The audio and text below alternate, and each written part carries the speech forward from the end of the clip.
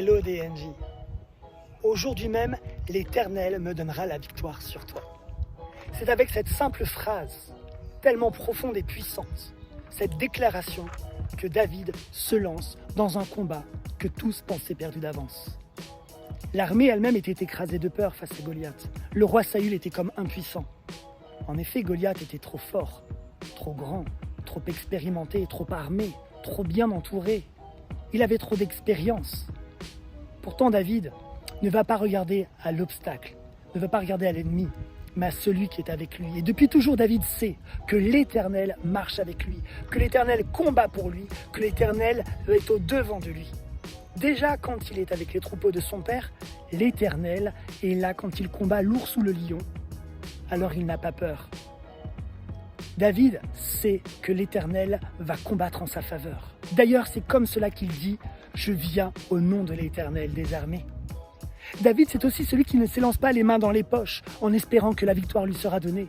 Non, il sait qu'un combattant, que quelqu'un qui combat doit avoir des armes.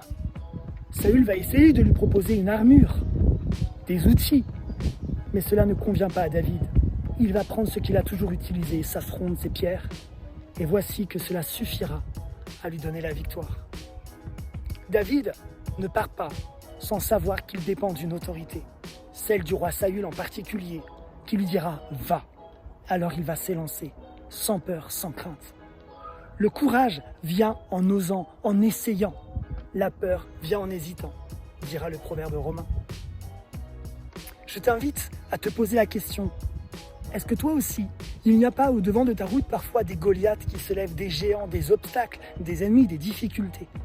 Et toi, comment les combats-tu? Dis-nous dans les commentaires quel est ton secret, sur quoi tu t'appuies, sur quoi tu te fondes. En tout cas, quand j'ouvre la parole de Dieu et quand je regarde comment David affronte ces obstacles, ces difficultés, je me sens vraiment inspiré et encouragé. Et je me dis, certainement l'Éternel marche avec cet homme et il marchera aussi avec moi. Bonne semaine, soyez boostés.